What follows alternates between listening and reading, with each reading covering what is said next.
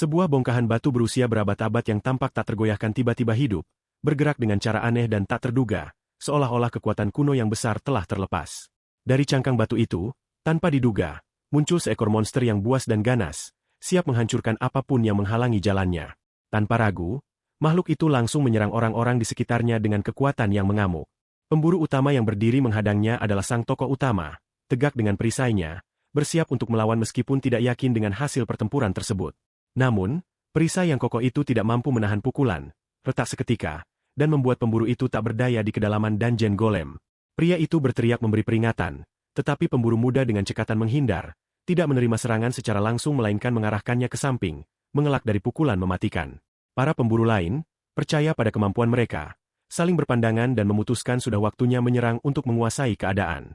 Salah satu dari mereka maju dengan berani, menebas dengan presisi hingga memutus salah satu anggota tubuh besar monster itu. Perlahan, semua bergabung dalam pertempuran, mengepung monster tersebut dan menghantamnya dengan pukulan terarah yang semakin melemahkannya. Namun sekejap kemudian, mata monster itu berkilat merah terang, memancarkan energi asing seolah hidup kembali. Pria dengan perisai, yang diliputi amarah, berteriak agar semua mengambil posisi bertahan dan membiarkan sihir menyelesaikannya. Yang lain pun menguatkan hati dan menyetujui usul tersebut. Sementara seorang penyihir bersiap melancarkan serangan pada makhluk menakutkan itu. Tak lama kemudian ia menoleh pada sang tokoh utama, berseloroh mengapa ia masih terdiam dan menawarkan untuk menuangkan sedikit mana kepadanya. Pemuda itu memperkenalkan diri sebagai Seo Hanjun, seorang pemburu tingkat 29, dan dengan penuh keyakinan berjanji akan melakukannya segera. Ia mulai memusatkan kekuatannya, merasakan mana terkumpul cepat di tangannya, siap digunakan seakan menunggu momen untuk menunjukkan kekuatannya dalam pertempuran. Dengan segera ia mengarahkannya sesuai permintaan, dan penyihir itu mengangguk puas, mengatakan bahwa energi itu cukup untuk mengalahkan golem raksasa. Makhluk yang murka itu menghimpun seluruh kekuatannya, menyerbu dengan ancaman bagi siapapun yang menghalangi jalannya. Namun, pria yang menjadi sasaran serangan monster tersebut menggunakan sihirnya, berteriak agar makhluk itu jatuh. Seketika, kekuatannya menghantam bagaikan guntur, membelah tubuh monster itu menjadi dua seperti mainan rapuh yang tercabik. Akhirnya, pertempuran usai dan para pemburu dapat beristirahat, membiarkan diri mereka rileks setelah pertarungan sengit itu. Seorang pria menghampiri Hanjun sambil berkata bahwa seperti biasa ia tidak banyak membantu, lalu menawarkan diri untuk membantunya membagi rampasan. Seseorang menambahkan bahwa Hanjun seharusnya memberikan serangan dan tidak berada di barisan belakang, namun dijawab bahwa keterampilannya buruk, hanya saja ia bisa meregenerasi mana tanpa batas. Seorang pria lain dengan rasa ingin tahu bertanya bagaimana mungkin seseorang dapat memulihkan mana tanpa henti, karena hal itu tampak mustahil. Sang pemburu menjelaskan bahwa baik penyihir maupun tabib memang bisa menyerap mana, sehingga dirinya hanya dibutuhkan saat pertempuran melawan bos. Seorang penyihir berkomentar bahwa itulah alasan Hanjun tidak berhasil mencapai tingkat 30 selama 5 tahun, meskipun seorang pemburu lemah tetap lebih kuat daripada manusia biasa. Mendengar hal itu, Hanjun merasa marah karena mereka dengan sengaja berbicara keras-keras. Namun ia tidak peduli dan tidak berniat pergi. Tidak lama setelah itu, ia mendapati dirinya berada di Guild Daehyun, merenungkan apa yang sedang terjadi di sekelilingnya. Ia bertanya-tanya apa artinya, dan apakah sebagai pemburu ia kini dipindahkan ke departemen produksi ramuan. Seorang pria menjawab bahwa tidak ada yang mau membawanya masuk ke dungeon, karena levelnya hanya 29, dan ia juga tidak akan diizinkan masuk sendirian. Dari semua kemampuannya, Hanjun hanya menyisakan regenerasi mana, dan ia berseru bahwa mananya bermanfaat bagi banyak orang serta dirinya hampir mencapai level 30. Karena itu, ia memohon kesempatan. Namun lawan bicaranya menegaskan bahwa biasanya penyembuh dan penyihir juga memiliki keterampilan menyerap mana, sehingga Hanjun hanya akan menjadi penghalang. Ia juga mempertanyakan apakah Hanjun benar-benar percaya bahwa mencapai level 30 akan mengubah posisinya di guild.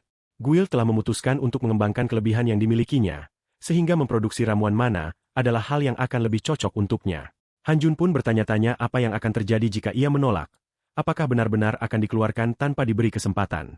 Mereka meminta maaf dan menjelaskan bahwa karena ia tidak berkembang, mereka tidak bisa mempertahankannya sebab ia justru menjadi beban. Duduk di bangku, sang tokoh utama menyadari bahwa dalam sekejap ia telah kehilangan pekerjaannya, dan semua orang hanya menganggap satu-satunya kemampuannya adalah regenerasi mana tanpa batas.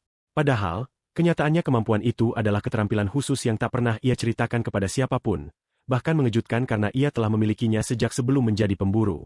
Tiba-tiba, sebuah sistem muncul di hadapannya, menanyakan apakah ia ingin menyalin benda tersebut sambil menjanjikan kemungkinan yang menakjubkan.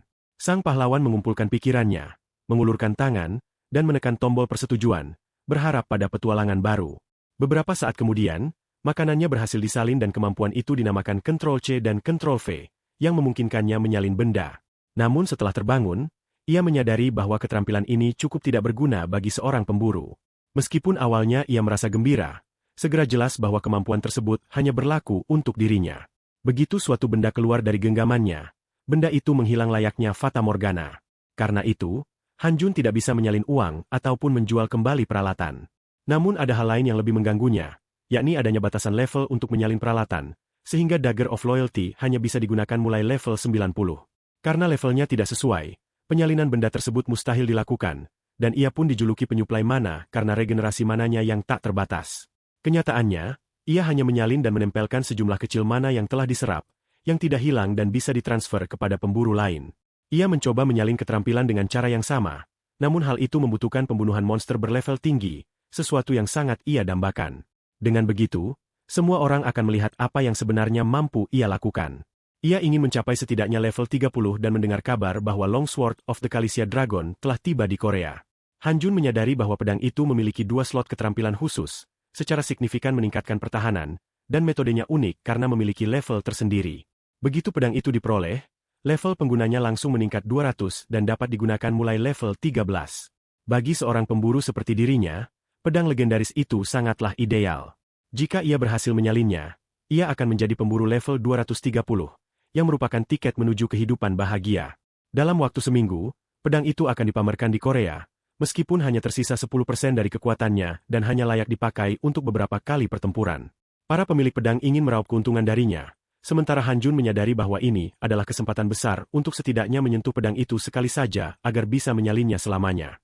Yang perlu ia lakukan hanyalah mencapai level 30, dan dalam beberapa hari ke depan akan ada pertempuran di sarang laba-laba besar yang belum terdaftar di asosiasi pemburu. Seorang penyihir lalu menoleh kepadanya, menyebutnya bocah, dan memintanya untuk mentransfer sejumlah mana demi persiapan pertempuran. Han Jun menjawab bahwa ia akan melakukannya segera, namun lebih memilih menggunakan teknik penyalinannya. Tak lama kemudian, aliran kekuatan mengalir menuju rekannya, membantunya dalam pertempuran sekaligus memperkuat kemampuan sihirnya. Sang penyihir berseru bahwa itu sempurna, lalu dengan lantang memanggil semua orang agar terbakar dalam kobaran api pertempuran. Laba-laba berguguran satu persatu. Dan Han Jun tidak bisa menahan diri untuk berpikir betapa ia membenci penyihir api di ruang sempit. Seusai pertempuran, Han Jun memutuskan untuk memeriksa levelnya di sistem, berharap melihat perkembangan agar siap menghadapi pertarungan yang akan datang. Seorang pria mendekatinya, mengingatkan bahwa memeriksa status tidak akan mengubah hasil. Namun sang tokoh utama tetap ingin bersiap menghadapi bos. Rekannya, anggota guild bernama Park Kyong, dengan nada bercanda menyarankan bahwa posisi di barisan depan itu sepadan dengan harga tiket masuk. Han Jun tidak memahami pembayaran apa yang dimaksud. Kyong kemudian berkata bahwa setelah mereka selesai, mereka akan berkumpul untuk minum bersama. Han Jun tahu bahwa pria itu sedang turun ke dalam dungeon tak terdaftar. Ia memperoleh uang dengan meningkatkan level, namun sekaligus mengambil makanan darinya, sepenuhnya sadar bahwa tempat itu berbahaya karena tidak terdaftar pada asosiasi pemburu. Berkat Kyong, Han Jun dapat bergabung dengan para pemburu berperingkat tinggi. Seseorang berteriak bahwa sudah waktunya menyelesaikan dan melanjutkan menuju arena bos. Orang pertama menghentikan langkah dan dengan suara pelan meminta semua orang untuk tetap diam, karena di hadapan mereka terdapat sarang laba-laba besar, yang berarti bahaya. Benar saja, mereka mendekati gua tempat laba-laba itu tinggal bersama telur-telurnya. Pertanda pertempuran besar segera terjadi. Makhluk itu disebut Alexa, bos dungeon dengan level 80 yang menimbulkan rasa gentar di hati semua pemburu. Han Jun merasa hanya dengan melihatnya saja lututnya lemas. Dan ia tidak yakin bisa menghadapinya dengan mudah. Kyong berusaha menyemangati Han Jun, bertanya apa yang ia takuti karena membunuh laba-laba raksasa itu seharusnya mudah. Namun kehati-hatian tetap diperlukan. Hal terpenting adalah memperhatikan jaringnya, karena jika terjerat, tidak ada seorang pun yang dapat lolos. Selain itu, telur-telur juga harus dihindari. Jika telur-telur itu pecah, laba-laba akan mengamuk dan semua orang akan menghadapi kesulitan besar, sehingga kewaspadaan mutlak diperlukan. Seorang penyihir yang tidak puas berteriak kepada Kyong, mempertanyakan mengapa ia membuang waktu pada Han Jun seolah tidak bisa diam. Rekannya meminta maaf, namun mengingatkan bahwa mereka tidak punya banyak waktu dan jangan mengganggunya, sebab Han Jun sudah mereka terima hanya karena kebaikan hati. Setelah itu, Kyong melangkah maju dan menendang salah satu batu, yang ternyata menimbulkan konsekuensi tak terduga. Batu itu terpental ke samping dan tersangkut pada jaring yang membentang di sekeliling, menarik perhatian. Begitu batu itu terjerat, suara nyaring menggema, menandakan bahaya bagi para pemburu. Tak lama kemudian, penguasa dungeon itu menyadari kehadiran tamu tak diundang, membuatnya murka. Ia seketika mengamuk dan melesat menyerang para pemburu, bersiap untuk bertempur. Pria dengan perisai berteriak agar rekannya diam, karena teriakannya telah membangunkan laba-laba. Ia menggunakan perisainya untuk menahan serangan, namun perlindungan itu tidak cukup. Ia membalas dengan pedangnya, menuntut agar laba-laba itu menjauhkan kaki berbulu darinya, diliputi rasa takut akan serangannya. Pada saat yang sama, ia mengingatkan yang lain mengenai jaring dan telur-telurnya, memperingatkan bahaya yang mungkin terjadi. Para pemburu memahami maksudnya dan segera menyerbu dari berbagai arah dengan harapan bisa menang. Pertempuran berdarah pun pecah antara para pemburu dan laba-laba, dan mereka berjuang dengan gagah berani demi nyawa mereka. Han Jun memperhatikan jalannya pertempuran, berpikir bagaimana mereka bertarung, sambil berharap dirinya bisa naik level ke-30. Bos Dungeon itu menyadari bahwa para pemburu tersebut tidak mudah dihadapi dan mengambil tindakan lain. Pria itu kembali berteriak bahwa makhluk itu mulai mengeluarkan jaringnya, meminta semua orang bersembunyi di balik pilar. Penyihir yang tak gentar menyatakan bahwa ia telah mengalahkan makhluk semacam ini berkali-kali sebelumnya dan berniat membakar laba-laba itu beserta jaringnya. Namun Alexa tidak berhenti dan terus melepaskan jaring dalam jumlah besar, menciptakan suasana mencekam.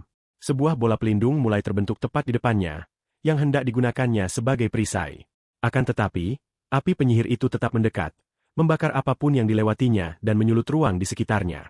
Saat api mencapai kumpulan jaring, lajunya melambat tajam. Penyihir itu menjerit ketakutan karena serangan api telah dipantulkan laba-laba. Ia berteriak bahwa ini pertanda buruk karena makhluk itu murka dan akan menunjukkan kekuatan sebenarnya. Han Jun berseru agar ia tidak melanjutkan perbuatannya, sebab tindakan itu hanya akan memperburuk keadaan. Tetapi penyihir tersebut tidak mendengarkan, justru menggunakan kemampuan hujan meteornya, bertekad menunjukkan kekuatannya. Pria lain berteriak bahwa ia benar-benar bodoh karena bisa saja mengenai telur, yang akan membawa bencana. Sang protagonis sudah menyadari bahwa situasinya genting, karena tidak ada waktu untuk memperbaikinya. Saat diperhatikan lebih dekat, ternyata telur-telur itu sudah rusak dan hancur, menandakan malapetaka. Pria dengan bandana berteriak bahwa segalanya buruk dan semua harus segera melarikan diri, jika tidak laba-laba itu akan mengamuk. Tak lama kemudian, jaring yang dilepaskan laba-laba mengenai salah satu pemburu, membenarkan ketakutan kelompok tersebut. Kyong berteriak kepada Han Jun agar segera berlari ke balik pilar ketika laba-laba mulai menembakkan jaring ke segala arah. Alexa semakin murka, amarahnya terasa begitu nyata, dan energi gelap terpancar darinya bagaikan badai. Seorang pemburu lain juga terjerat jaringnya, menyadari bahwa keadaan benar-benar tidak sesuai rencana. Penyihir yang telah menghancurkan telur-telur itu panik, dan bertanya mengapa bola apinya tidak mempan pada jaring. Keadaan semakin memburuk ketika suaranya menarik perhatian sang bos, membuatnya semakin gugup. Ia ketakutan dan mulai memohon agar laba-laba itu berhenti, berulang kali berteriak agar jangan mendekat dan menjauh dari mereka. Namun tentu saja Alexa tidak mendengarnya. Dengan menggunakan kakinya, ia langsung membunuh penyihir itu seketika. Sang tokoh utama ngeri melihat kejadian tersebut. Matanya dipenuhi keterkejutan. Ia mendapati dirinya terikat oleh jaring dan menyadari bahwa situasi benar-benar genting. Alexa, layaknya pemangsa, terus mendekat, menghancurkan siapapun yang ada di jalannya. Han Jun berpikir bahwa dungeon ini seharusnya sederhana, dan ia hanya ingin naik level. Namun kini nyawanya benar-benar terancam. Tak lama, Alexa sudah berada di dekatnya, bersiap menyerang dengan niat yang jelas. Ia mengayunkan kakinya, namun meleset, hanya melukai Han Jun sedikit, meninggalkan secercah kesempatan baginya untuk bertahan hidup. Meski begitu, ia tahu keadaannya sangat buruk dan waktu semakin menipis. Pada saat itu, sistem bertanya apakah ia ingin menyalin objek yang dipilih dan menempelkannya di tempat. Hal ini sebenarnya membuka kemungkinan baru baginya. Benda biasanya lenyap setelah disalin, tetapi aturan itu tidak berlaku pada tubuhnya. Maka ia memutuskan untuk membuat salinan dirinya sendiri, karena jika ia mati, kesadarannya akan berpindah ke versi baru. Tubuh yang mati akan hilang tanpa jejak, seperti yang sudah terjadi berkali-kali sebelumnya. Han Jun menganggap semua ini mengerikan dan sadar bahwa ia tidak akan pernah terbiasa dengan pemandangan semacam itu. Namun dalam situasi ini, ia tidak punya pilihan lain dan menerimanya. Begitu Han Jun berpindah ke tubuh salinannya yang baru, monster itu kembali menyerang. Ia sekali lagi menggunakan kemampuannya dan, bersembunyi di balik pilar, menyadari bahwa makhluk itu tidak akan pernah membiarkannya pergi. Bahkan jika ia terus menyalin dirinya tanpa henti, keadaan tetap tidak akan berubah, dan itu membuatnya cemas. Tiba-tiba ia mendengar sebuah suara dan bertanya-tanya, apakah Kyong masih hidup, karena ia sempat memohon pertolongan. Han Jun merasa sedih, meminta maaf dalam hati, dan menyadari bahwa ia tidak bisa melakukan apapun untuk menolong temannya. Alexa, mendengar suara itu, segera mengarah ke arahnya, bersiap melancarkan serangan baru. Han Jun melihat ini dan sadar bahwa keadaan semakin di luar kendali. Ia pun berlari maju, memutuskan bahwa Kyong pernah menolongnya ketika orang lain menolak, dan jika sekarang ia tidak membantu, maka apa artinya menjadi seorang sahabat? Ia berlari mendekat ke arah lawan dan mencoba menebasnya dengan senjata. Serangannya berhasil, tetapi akibat tindakan itu, ia kehilangan konsentrasi dan sempat kebingungan. Saat akhirnya ia sadar kembali dan menengadah, rasa lega menyelimutinya ketika melihat bahwa temannya selamat tanpa terluka. Pada saat yang sama, sebuah notifikasi sistem muncul, memberitahukan bahwa levelnya telah meningkat. Sang tokoh utama tertegun dan bertanya-tanya bagaimana ia bisa naik level. Tampaknya serangannya benar-benar berhasil, dan hal itu membangkitkan harapannya. Namun, pikirannya yang penuh sukacita segera terhenti ketika Alexa menusuknya dengan salah satu kakinya. Hanjun segera berpindah ke tubuh lain dan berpikir bahwa karena levelnya sudah naik, ia harus menyalin pedang panjang naga Kalisia. Ia berteriak bahwa semuanya akan baik-baik saja, karena jika ia tidak bisa melarikan diri, ia tetap akan membunuh makhluk itu meski harus mati 100 kali. Dalam hatinya, ia menegaskan bahwa yang terpenting adalah memberikan sedikit saja kerusakan dalam setiap hidupnya. Lalu ia menerjang, yakin bahwa dengan kemampuannya, monster itu tidak punya kesempatan. Kematian makhluk itu hanya soal waktu. 3 hari telah berlalu sejak ia mulai bertarung, dan selama itu ia bertarung siang dan malam, menghabiskan sekitar 50 nyawa. Dalam proses tersebut, hampir semua senjata yang dibawa kelompoknya hancur, tetapi keterampilannya meningkat pesat. Laba-laba raksasa itu semakin melemah dari menit ke menit. Untungnya, makhluk itu tidak memiliki kemampuan regenerasi. Setelah kehilangan satu kakinya lagi, Alexa membalikkan tubuh ke arah Hanjun. Lalu ia bersiap menyerang dengan melepaskan jaring. Hanjun menyadari bahwa hal itu tidak akan berakhir baik dan mulai berlari menjauh. Tetapi mengejutkannya, makhluk itu menembakkan 4 proyektil sekaligus. Ia mencoba menghindar, namun tiba-tiba melihat kaki monster itu tepat di hadapannya. Seolah-olah ia tak akan mampu menghindar, tetapi ia berhasil melompat ke atas, lolos dari serangan tersebut. Tanpa berhenti, ia terus maju dengan tekad penuh. Hanjun kini sudah sangat dekat dengan kepala monster itu dan bersiap melancarkan serangan. Dengan keyakinan penuh, ia berteriak agar makhluk itu akhirnya mati. Mengumpulkan seluruh tenaganya, ia menebas kepala lawan.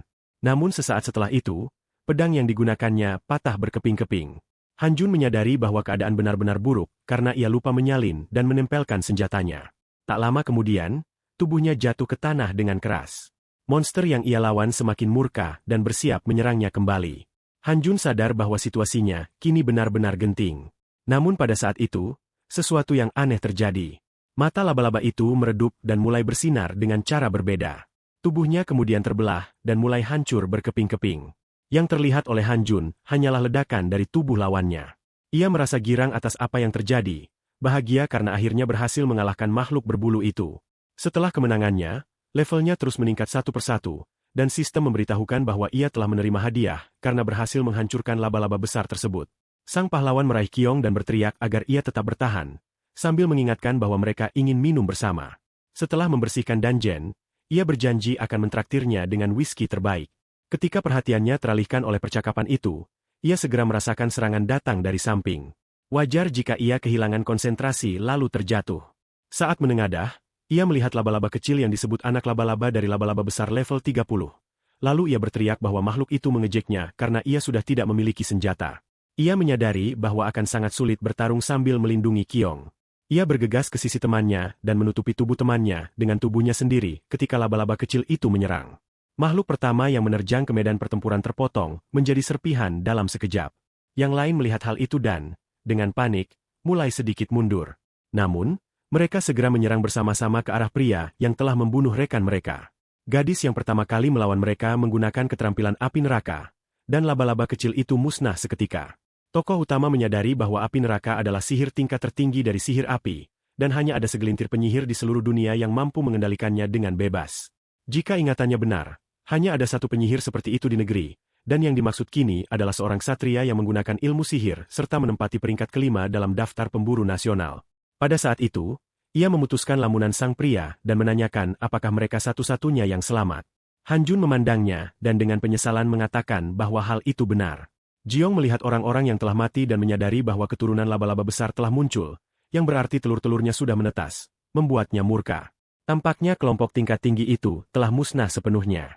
Ia bertanya-tanya apakah pria ini benar-benar bisa mengalahkan bos dungeon, apalagi dengan kelompok pemburu berlevel rendah, sehingga banyak pertanyaan masih belum terjawab. Tak lama kemudian, tokoh utama mendapati dirinya berada di asosiasi pemburu negara. Ia berada di ruang interogasi nomor 2 dan mengatakan bahwa jika gadis itu tidak datang, segalanya bisa berakhir buruk, sehingga ia benar-benar berterima kasih kepadanya. Kepala pengelola dungeon juga menyampaikan rasa terima kasihnya. Gadis itu menjawab bahwa ia hanya melakukan pekerjaannya, dan kebetulan sedang memiliki waktu luang. Semua barang serta laporan tentang laba-laba raksasa sudah diserahkan, sehingga ia mengatakan kepada Han Jun bahwa ia boleh pergi, sambil berpikir bahwa alangkah baiknya jika ia juga bisa segera meninggalkan tempat itu. Namun, Han Jun menyadari bahwa sekelompok petualang berlevel tinggi telah membeli izin masuk. Dungeon itu tidak terdaftar, dan hampir semuanya tewas di sana, sehingga ia mempertanyakan apakah mereka benar-benar akan membiarkan begitu saja.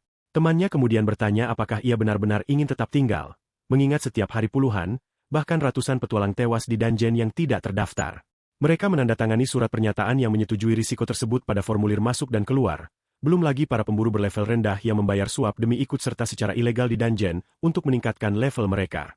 Asosiasi pun memilih menutup mata. Keinginan untuk menjadi lebih kuat adalah hal wajar bagi setiap pemburu, meskipun ilegal, namun tetap memberikan kontribusi pada perkembangan mereka.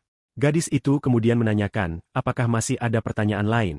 Han Jun menjawab bahwa ia tidak memiliki pertanyaan. Semua telah dijelaskan dengan jelas, dan ia berterima kasih atas hal itu. Gadis tersebut memberitahukan bahwa pembayaran atas barang-barang yang ia serahkan akan tiba dalam beberapa hari.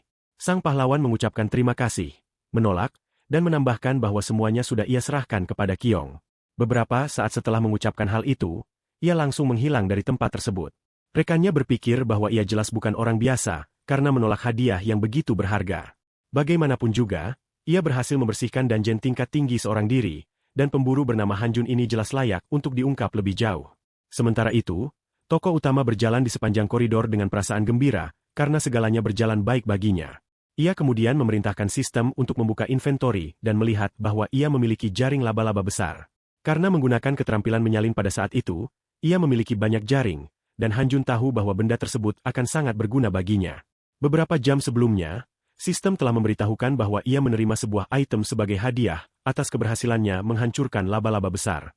Jaring laba-laba besar memiliki efek yang sama dengan jaring laba-laba besar, yaitu menampilkan sifat perekat yang sangat kuat dalam jangka waktu tertentu ketika digunakan. Level yang tersedia untuk kemampuan ini adalah 40, dan sang pahlawan tidak memahami bagaimana wujudnya. Namun, dari deskripsinya, benda itu tampak seperti lem biasa. Semua kematian dan kerja keras yang ia lalui seolah hanya menghasilkan benda sepele.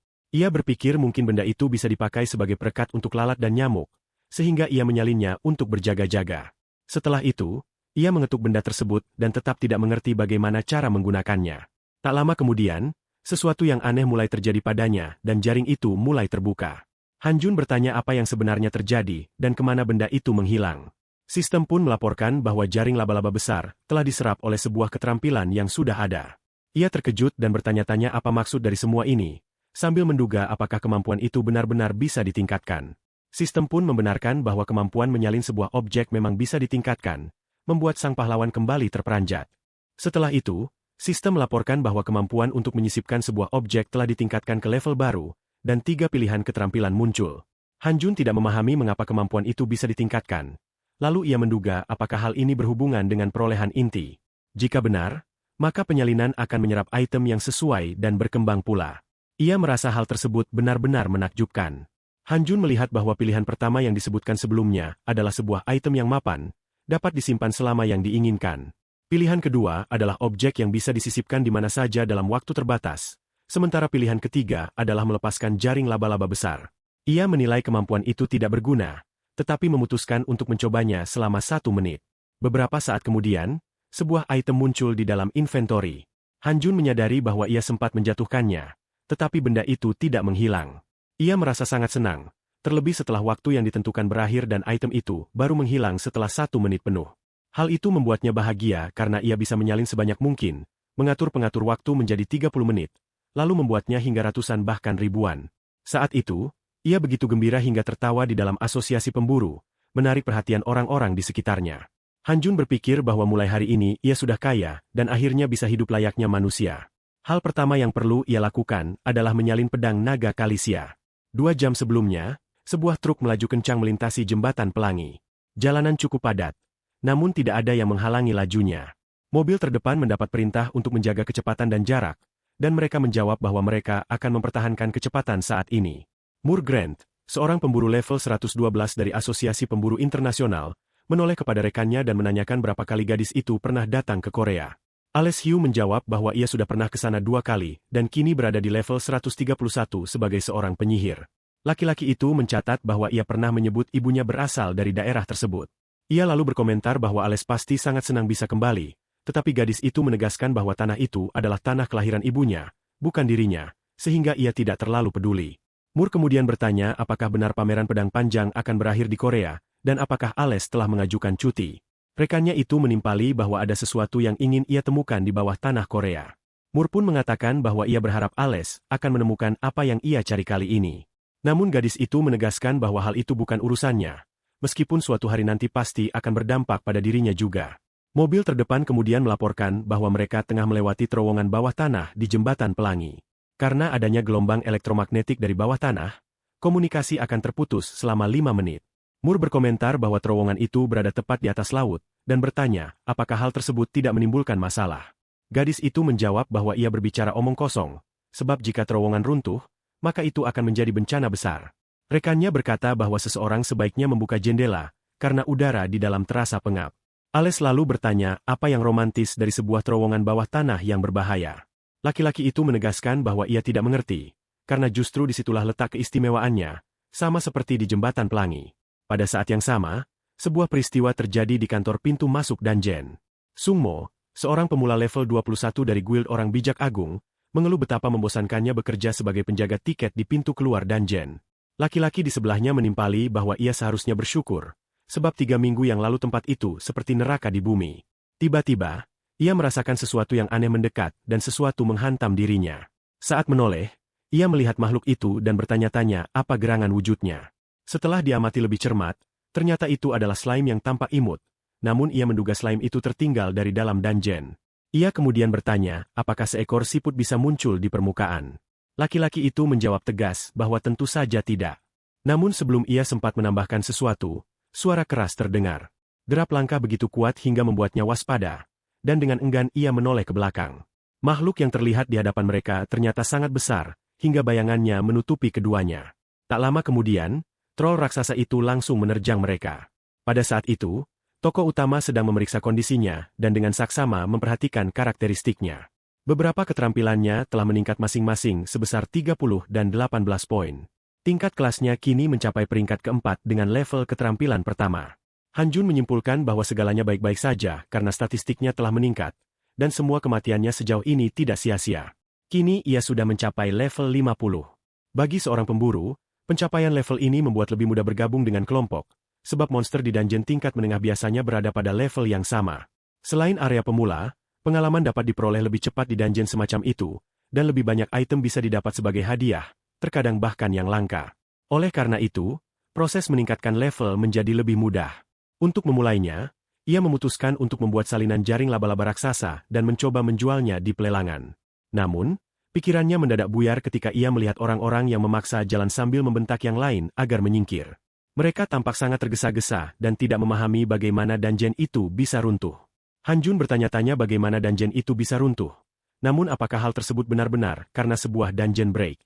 Seorang pemburu berteriak menanyakan alasan mereka dilemparkan ke sana lebih awal, dan anggota guild menjawab bahwa dikatakan sebuah gerobak yang membawa pedang legendaris telah jatuh ke dalam jebakan.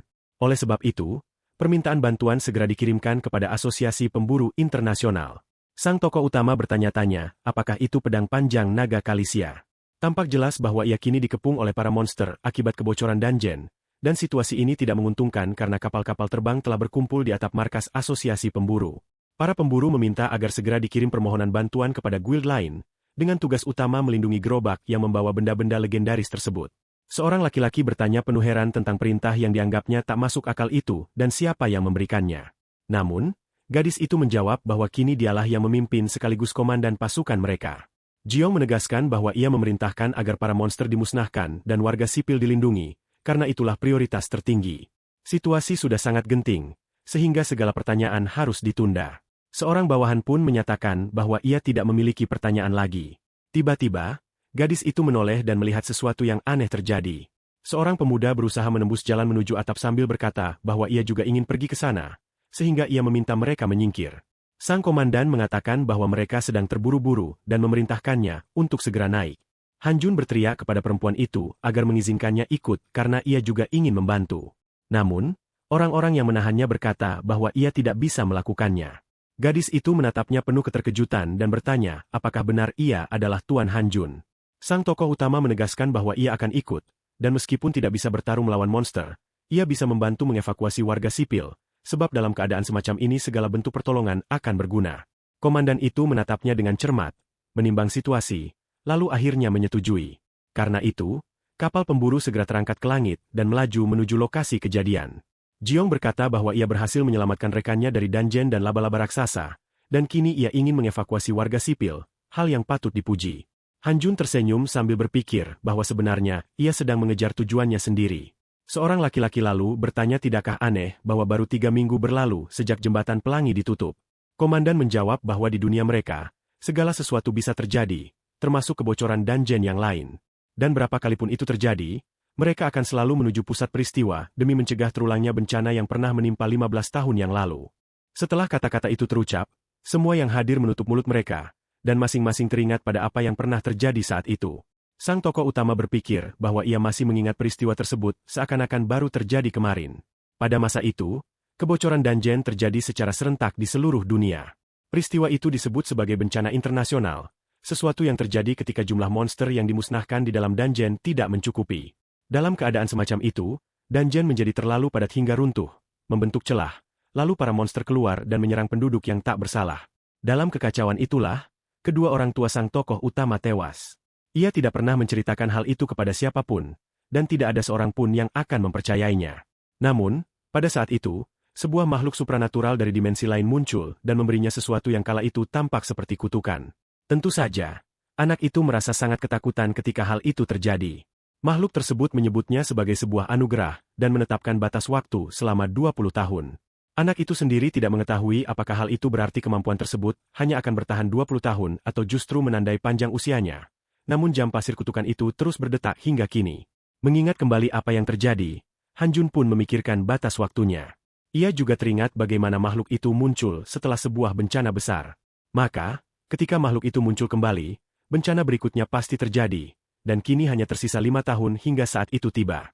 Anak itu menyadari bahwa ia harus mengembangkan kemampuannya, menjadi pemburu terkuat, dan mungkin saja ia akan mampu mencegah malapetaka sekaligus melepaskan diri dari kutukan. Namun, untuk mencapainya, ia sangat membutuhkan pedang naga Kalisian. Sementara itu, ledakan terdengar di jembatan pelangi.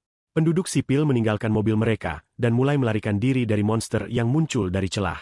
Para pemburu segera tiba di lokasi dan berusaha melawan mereka. Pemuda itu mengamati keadaan dan berpikir bahwa jumlah pemburu terlalu sedikit, dan mereka tidak akan sanggup melindungi semua warga.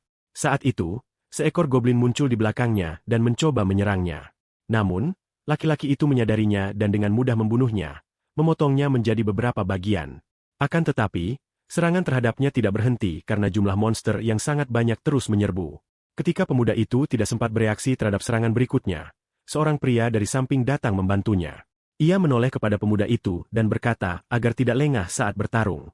Pemuda itu tersenyum sebagai jawaban dan menyampaikan rasa terima kasihnya.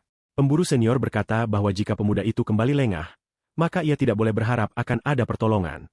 Sung Mo memahami bahwa ucapannya tidak bertele-tele dan jelas menyebutnya sebagai seorang pemula.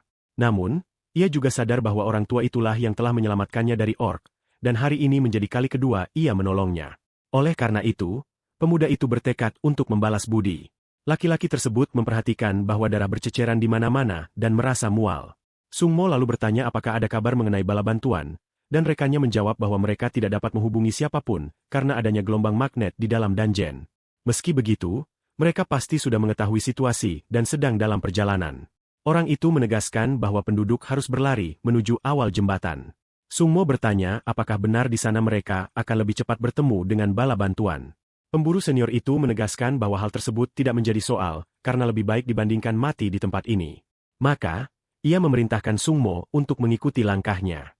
Pada saat yang sama, monster raksasa menyerang sebuah van. Makhluk itu adalah monster level 190 yang disebut Raja Beruang. Mur bertanya kepada gadis di sisinya, apakah ia yakin semuanya akan baik-baik saja. Ales menjawab bahwa ia memahami kekhawatirannya, tetapi ia meminta agar tidak terlalu risau karena sihir perlindungannya berada di tingkat tertinggi sehingga bahkan jembatan level 400 sekalipun tidak akan mampu menggoresnya. Namun, Pada saat yang sama, jembatan tempat mereka berdiri mulai runtuh perlahan. Ales menyatakan bahwa keadaan buruk karena bahkan sihir perlindungan terkuat pun tidak akan mampu melindungi mereka dari kehancuran ini. Sungmo pun panik dan bertanya apa sebenarnya yang sedang terjadi. Kapal-kapal milik asosiasi telah sangat dekat dan bersiap untuk mendarat. Tiba-tiba, salah seorang pilot melihat ke depan dan segera berteriak kepada komandannya bahwa ada sesuatu di depan. Hal itu membuat sang gadis tertarik, dan secara naluriah, ia menoleh ke arah yang dimaksud. Seorang pria mulai berkata bahwa itu adalah bos dungeon jembatan pelangi yang bernama Kuisha. Jiong terperanjat ketika melihatnya dan segera berteriak, agar semua bersiap menghadapi benturan. Monster raksasa itu membuka mulutnya yang sama besarnya dan bersiap melancarkan serangan sihir. Dalam sekejap, segala sesuatu yang berada di jalur serangan sinar itu hancur lebur.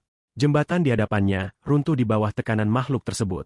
Hanjun pun bertanya-tanya apakah makhluk itulah yang telah menghancurkan jembatan. Keadaan semakin buruk, dan ia hanya bisa berharap pedang panjang miliknya masih utuh. Bos dungeon itu kemudian menatap kapal-kapal lain di langit dan merasakan adanya ancaman dari arah mereka. Maka, ia kembali membuka mulutnya dan bersiap untuk menyerang. Beberapa saat kemudian, sebuah sinar sihir mulai menghantam kapal-kapal di jembatan. Para pemburu yang dipimpin oleh komandan mereka segera melompat keluar dari kapal yang rusak. Jiong mendarat dan memerintahkan semua orang untuk mendengarkannya. Ia menyatakan bahwa rencana akan diubah, dan seluruh kekuatan harus difokuskan untuk menghancurkan Kuisha. Semua langsung menyetujui hal tersebut, tetapi gadis itu bertanya-tanya di mana Tuan Hanjun berada. Setelah itu, ia tersenyum manis dengan keyakinan bahwa Hanjun baik-baik saja, sebab ia merasakan dengan kuat bahwa pria itu tidak akan mati begitu saja. Ia kemudian bersiap menyerang dengan sihirnya dan langsung menggunakan Hellfire yang mengarah pada bos dungeon tersebut. Sang pahlawan menyadari bahwa itu baru kali kedua ia melihatnya, namun kekuatan itu benar-benar mengagumkan dan pasti harus ia salin nanti.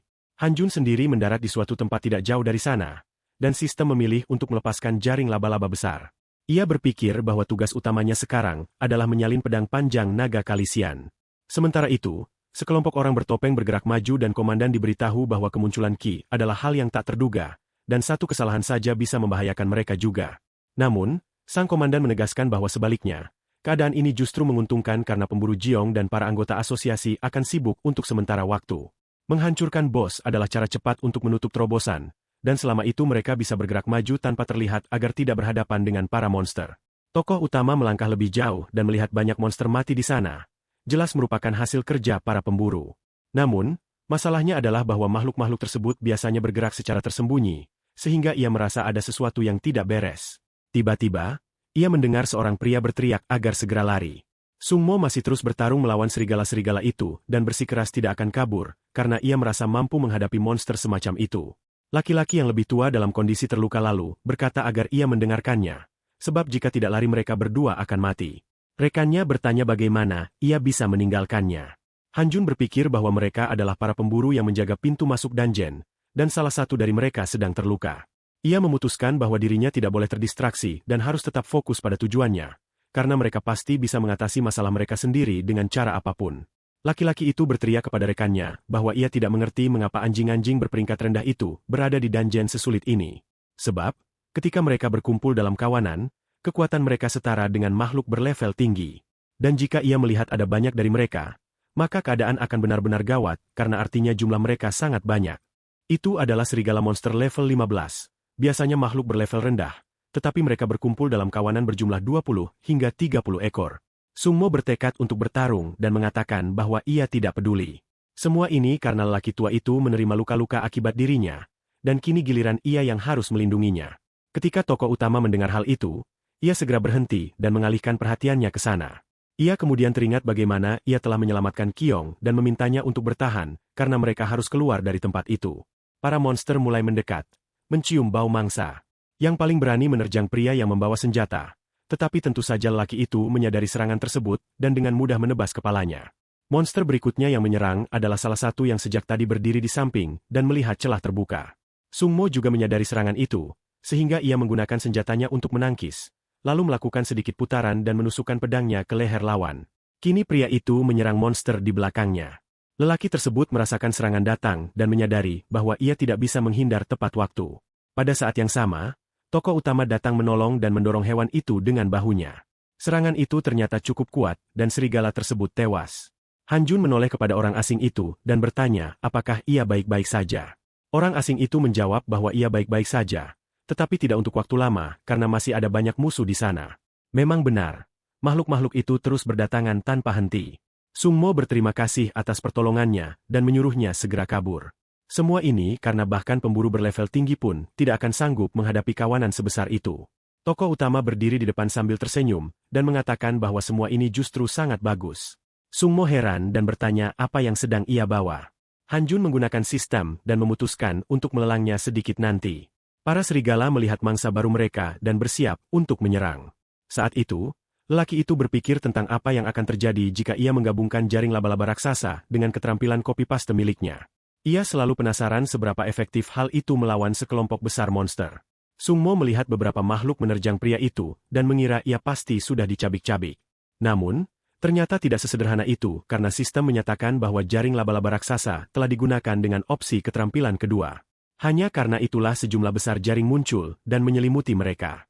Serigala-serigala yang menyerang sang pahlawan terikat dan sama sekali tidak bisa bergerak. Semua itu juga menimpa korban-korban baru yang kemudian terseret entah kemana. Selama percobaan ini berlangsung, seluruh kawanan serigala pun terjerat menjadi satu. Sistem memberitahu Han Jun bahwa tingkatnya telah meningkat, dan ia menyadari bahwa pengikatan sederhana tersebut tidak memberikan peningkatan level yang berarti. Namun, sebagaimana yang ia perkirakan, teknik itu bekerja dengan sempurna melawan kelompok itu.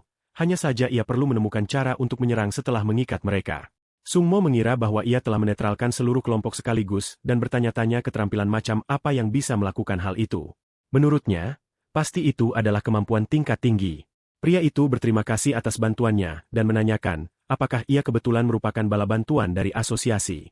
Orang itu menjawab bahwa dugaan tersebut benar, sambil berpikir bahwa mereka datang dengan helikopter yang sama sehingga ia tidak sedang berbohong. Rekannya lalu berkata bahwa jika memang begitu, ia meminta agar membawa serta rekannya.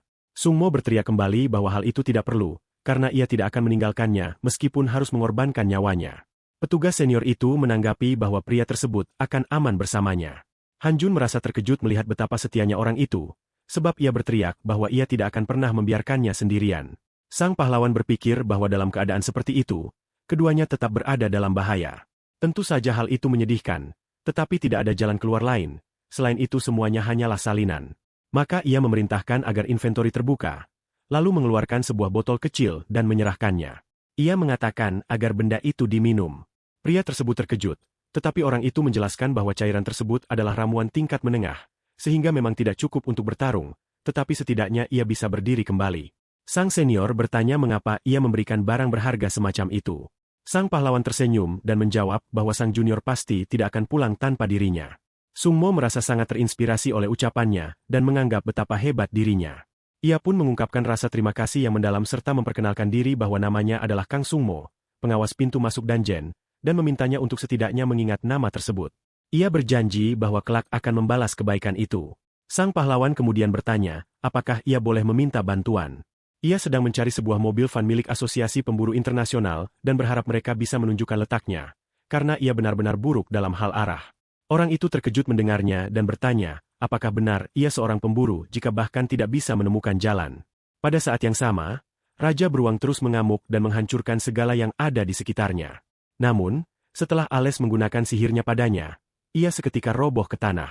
Mur bertanya apakah ia hanya menidurkannya meskipun ia adalah seorang pemburu, dan apakah ia seorang pasifis, yang menurutnya cukup mengesankan. Pada saat yang sama, sebuah bola logam melayang ke arah mereka, namun benda itu terbelah menjadi beberapa bagian karena pria itu menyadarinya dan dengan mudah menghancurkan sisa senjata lainnya. Setelah itu, ia tersenyum dan berkata bahwa ia tahu seseorang pasti akan memanfaatkan kekacauan untuk mencuri pedang. Ia menambahkan, apakah mereka benar-benar mengira bahwa mereka adalah yang pertama memikirkan hal tersebut. Kemudian ia meminta para pengecut itu keluar. Dan gadis itu melihat siapa yang muncul sehingga membuatnya sangat terkejut. Pemimpin mereka keluar dan mengatakan bahwa pengamatan mereka memang mengesankan, dan karena itu mereka akan melihat kemampuan kelompoknya.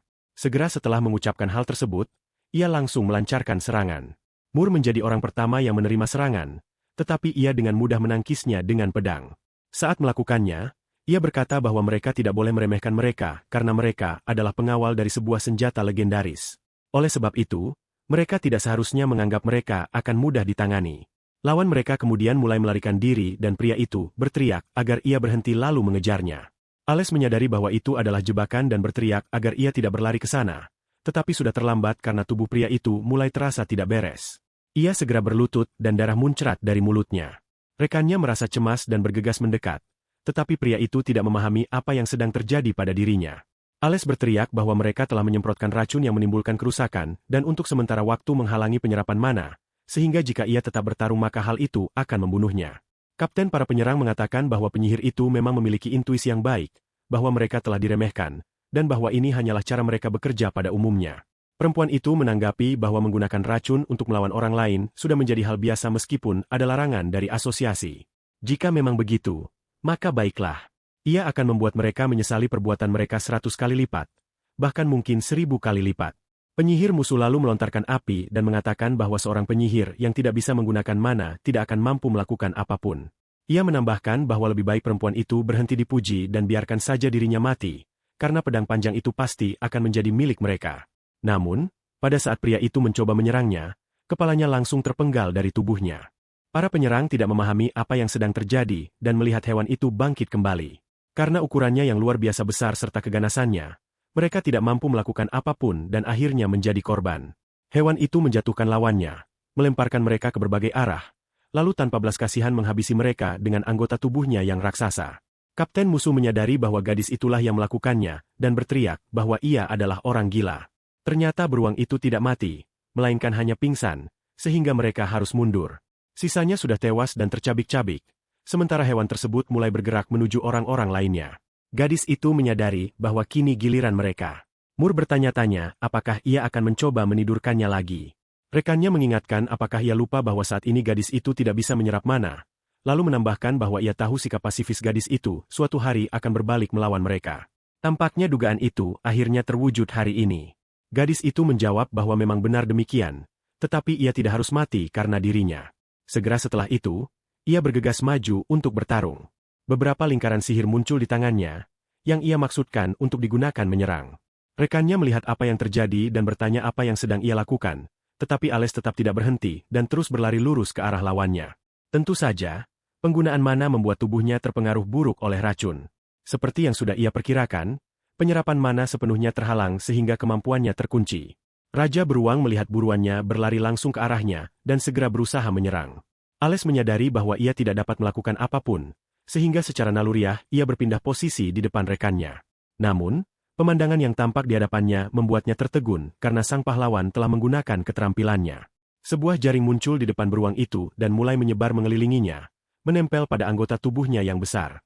Tidak lama kemudian tubuh makhluk itu, hampir seluruhnya terbungkus dan terikat. Makhluk itu tidak memahami apa yang sedang terjadi, menjerit keras, tetapi tidak mampu berbuat apapun, hingga akhirnya terjatuh ke tanah. Setelah itu, tokoh utama mendekat dan berhenti di dekat moncongnya. Sungmo berkata bahwa hal tersebut benar-benar luar biasa karena ia berhasil menangkap Raja Beruang hanya dengan satu langkah, dan itu sangat mengesankan. Sang pahlawan berpikir dalam hati bahwa ia terkejut karena tidak menyangka bisa melakukannya. Pemuda itu kembali memanggilnya Hanjun Senior dan mengatakan bahwa ia benar-benar hebat. Hanjun bertanya mengapa ia memanggilnya begitu padahal usia mereka hampir sama. Rekannya menjelaskan bahwa ia dan pria itu telah menyelamatkan hidupnya, sehingga ia harus menghormati dan menghargai keduanya. Sang pahlawan merasa bahwa kini ia tidak bisa lagi melepaskan diri dari orang itu. Ia kemudian beralih kepada para operator konvoir dan menanyakan apakah semuanya baik-baik saja, mengingat mereka berasal dari asosiasi internasional. Setelah kejadian itu, Ales merasa sangat terkejut hingga hanya berdiri diam tanpa berkata apapun. Mur bangkit dan bertanya apakah mereka juga datang untuk pedang. Hanjun menjawab bahwa mereka tidak melakukannya, melainkan datang demi mereka untuk membantu melindunginya. Pria itu hanya menanggapi bahwa mereka telah diserang oleh sekelompok perampok, sehingga mengapa ia harus mempercayai mereka sekarang.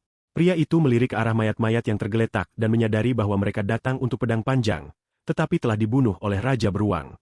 Namun, kini menjadi tidak jelas apa yang harus dilakukan karena terlihat seakan pria itu akan menyerang. Pria itu berdiri dengan tatapan sangat mencurigakan, menatap tajam ke arah mereka. Sungmo berteriak menanyakan apakah itu cara mereka berterima kasih kepada para penyelamatnya, karena pria itu telah mempertaruhkan nyawa demi mereka dan sekarang justru disebut perampok. Ia menegaskan bahwa orang ini adalah seorang pemburu dari Asosiasi Korea, dan bahwa ia serta seniornya adalah pengendali dungeon ini. Sang pahlawan menganggap bahwa ia datang tepat waktu, sehingga yang perlu ia lakukan hanyalah melengkapinya dengan baik. Ia kemudian berkata pelan agar mereka membuka inventory. Setelah itu, Ia mengeluarkan ramuan tingkat menengah dan mengatakan bahwa mereka belum meminumnya, padahal luka mereka tampak cukup serius. Ia berpikir bahwa ia akan melakukan segala cara untuk mendapatkan pedang naga Kalisia, dan investasi ini pasti akan terbayar dengan sangat baik. Maka ia menyarankan agar mereka tidak ragu dan segera meminum ramuan itu. Para penjaga pun mengambilnya di tangan mereka. Ales menatap cairan tersebut dengan rasa ragu. Saat itu, ia juga menyadari keberadaan Raja Beruang yang tampak sangat marah, meskipun tidak dapat berbuat apapun. Pada saat bersamaan, helikopter dan pesawat milik asosiasi pemburu mulai bermunculan. Pria itu berkata bahwa ia mengira bala bantuan telah tiba, sementara Sungmo bertanya-tanya apakah itu berarti mereka akan segera diselamatkan. Rekannya menanggapi bahwa ia tidak yakin, karena ada sesuatu yang terasa janggal. Tampaknya sedang terjadi sesuatu, dan kelompok itu memiliki misi yang sama sekali berbeda. Pada saat yang sama, Jiong tengah bertarung melawan Raja Danjen di atas jembatan. Tak lama kemudian ia berteriak agar serangan dihentikan karena makhluk itu telah memasuki fase ketiga dan akan menyerang ke segala arah di seluruh alun-alun. Ternyata guild pendukung telah tiba, sehingga mereka harus membeli waktu hingga evakuasi warga selesai. Yang lain berteriak bahwa mereka mengerti. Tiba-tiba, seorang pria bertanya apakah ia benar-benar mengira hal itu bisa menghentikan celah ke dalam dungeon. Ia kemudian tersenyum dan berkata bahwa mereka sudah lama tidak melihat wanita itu. Gadis itu memperhatikan pria tersebut dan menyadari bahwa ia adalah Ko Ma Hyun, seorang pemburu sekaligus penyihir kegelapan tingkat 503 dan pemimpin guild masa depan. Jiong menatapnya dengan heran dan bertanya apa yang sedang ia lakukan di sana. Pria itu menjawab bahwa ia tidak mengerti mengapa ia menanyakan pertanyaan bodoh semacam itu. Gadis itu lalu bertanya apakah ia benar-benar ingin melakukan apa yang ia pikirkan. Memang benar. Pria itu menggunakan sihirnya dan sebuah lingkaran sihir raksasa muncul di depan bos dungeon.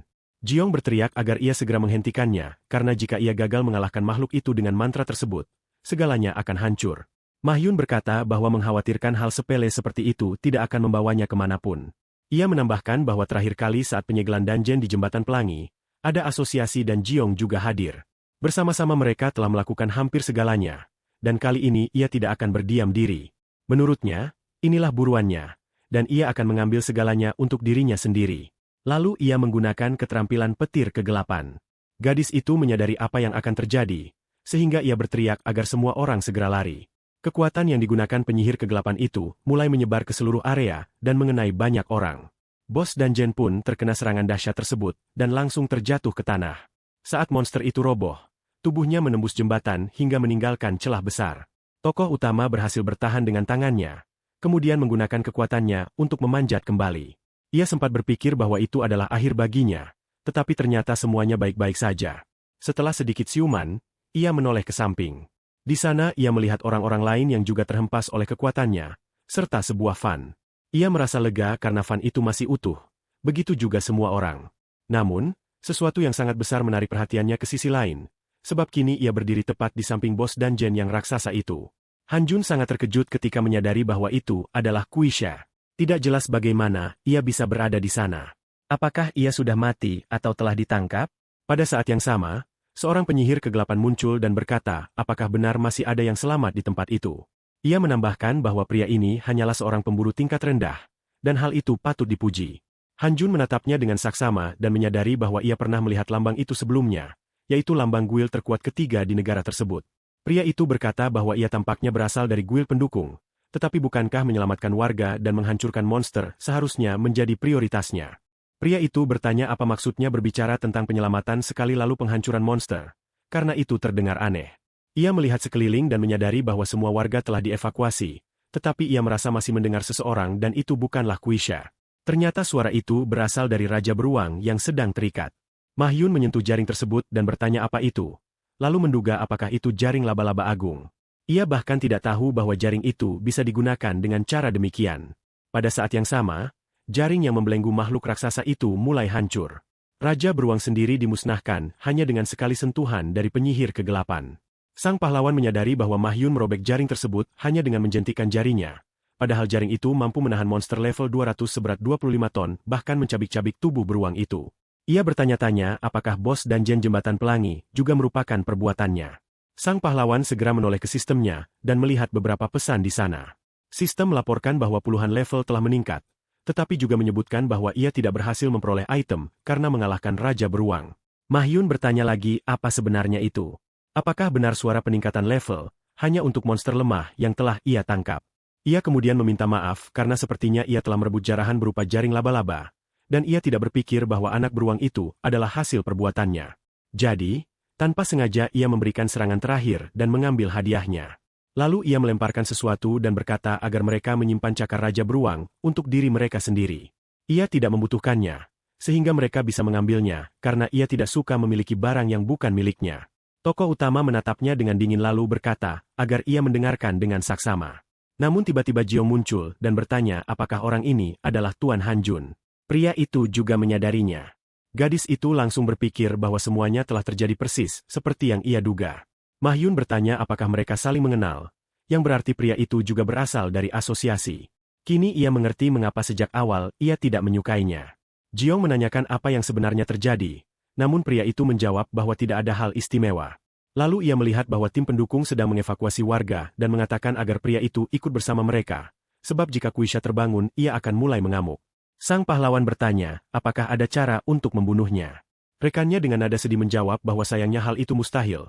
Karena ia tahu ketika kesehatan bos turun di bawah 33%, mereka akan mengaktifkan mode amarah atau langsung melancarkan serangan area, dan dalam kedua kasus itu serangan akan diarahkan ke segala arah.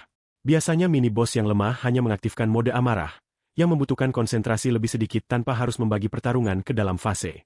Namun, bos yang kuat memiliki jumlah kesehatan sangat besar dan mengaktifkan dua jenis serangan, sehingga pertarungan harus dibagi ke dalam beberapa fase. Pada fase ketiga, Kuisha yang merasakan ancaman terhadap hidupnya akan melancarkan serangan destruktif berskala besar yang sanggup menghancurkan segalanya di sekitarnya. Saat ini ia berada dalam fase ketiga dan melindungi diri dengan penghalang sambil menyerap mana dari lingkungan. Pada kondisi ini, serangan apapun tidak akan berguna. Jiong berteriak bahwa situasi semakin buruk karena ia terbangun lebih cepat dari yang diperkirakan. Pria itu mengatakan bahwa hal ini justru tepat waktu sebelum ia mulai melepaskan serangan masif, sehingga ia akan mengubahnya menjadi tumpukan hadiah setelah menggunakan kemampuannya. Gadis itu mengatakan pada Han Jun bahwa ia yakin kali ini ia akan bisa selamat, tetapi Ma Hyun menanggapi bahwa kecil kemungkinan seorang lemah seperti dirinya bisa bertahan. Bagaimanapun juga, jika ia berbohong, maka hal itu seharusnya disalahkan pada tingginya angka kematian pemburu peringkat rendah, yang bahkan lebih besar daripada kecelakaan mobil. Ketika pemimpin guild itu mengatakan demikian, ia langsung melancarkan serangan dengan menggunakan kekuatannya. Sang pahlawan mengambil hadiah dari Raja Beruang dan menyadari bahwa inilah pemimpin guild masa depan. Pada saat yang sama, ia berpikir bahwa sebenarnya ia tidak berniat melakukan semua ini, tetapi ia akan membunuhnya terlebih dahulu. Ia berniat membuat pria itu hancur sehina-hinanya dan akan memperlihatkannya di masa depan. Tak lama kemudian, Sung Mo bertanya-tanya apakah Han Jun telah menyelamatkannya lagi. Ales kembali murung dan menatap jaring itu dengan curiga. Pria itu lalu berbalik kepada para penjaga dan menyampaikan sebuah permintaan. Ia menjelaskan bahwa bos Dungeon telah memasuki fase ketiga dan sebentar lagi akan mengamuk. Dengan serangan tersebut, tidak akan ada yang tersisa dari alun-alun. Oleh sebab itu, akan sulit menemukan fan dan pedang panjang yang telah mereka bawa. Maka tokoh utama memutuskan untuk membunuh Kuisha. Namun, untuk melakukannya, ia membutuhkan pedang panjang naga Kalisia. Pada akhirnya, pria itu segera mengembalikannya setelah berhasil mengalahkan monster. Dan Mur berteriak sambil bertanya apakah ia pikir memiliki cukup kekuatan untuk menumbangkan seekor naga utuh. Memang benar ia telah membantu mereka 2 kali, tetapi itu tidak berarti mereka mempercayainya. Mur menanyakan apakah pria itu bahkan menyadari dalam kondisi apa pedang tersebut berada. Gadis itu mengatakan bahwa hal itu mustahil, dan sang pahlawan pun menyadari bahwa dengan keadaan seperti ini, pedang itu akan selamanya hilang darinya. Ales menambahkan bahwa diperlukan jumlah mana yang sangat besar untuk menghapus segel dari gerobak, tetapi karena racun dari para perampok, mereka tidak dapat menyerap mana. Rekannya lalu menoleh kepadanya dan menanyakan apa yang sedang ia lakukan. Han Jun menyadari bahwa mereka tidak pernah memberitahunya tentang masalah ini sebelumnya. Ia tersenyum dan mengatakan bahwa julukannya adalah penyuplai mana dan salah satu keterampilannya adalah regenerasi mana tanpa batas. Tak lama kemudian, tubuh gadis itu dipenuhi kekuatan luar biasa dan ia menganggap hal itu mustahil karena mana terus mengalir. Dengan begitu, ia bisa menggunakan sihirnya dengan mudah hingga segel pun berhasil dilepaskan.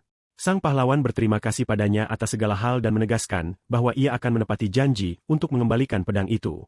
Mur lalu bertanya mengapa rekannya melakukan hal tersebut, dan bagaimana jika pria itu berniat berbuat jahat. Ales menjawab bahwa semuanya baik-baik saja, karena sebelumnya ia mengikat Raja Beruang namun tidak membunuhnya. Rekannya bertanya apakah hanya itu satu-satunya alasan ia mempercayainya, dan apakah ia tidak mungkin berbohong hanya demi penampilan. Sang pahlawan segera menuju gerobak dan membuka pintu belakangnya. Saat melihat ke dalam, ia merasa sangat gembira dan berpikir bahwa pedang panjang naga Kalisia akhirnya ada di tangannya. Namun tiba-tiba, kapten para perampok muncul di belakangnya dan mengatakan bahwa operasi ini hampir saja gagal, tetapi ia senang karena memutuskan untuk melihat bagaimana semuanya berakhir.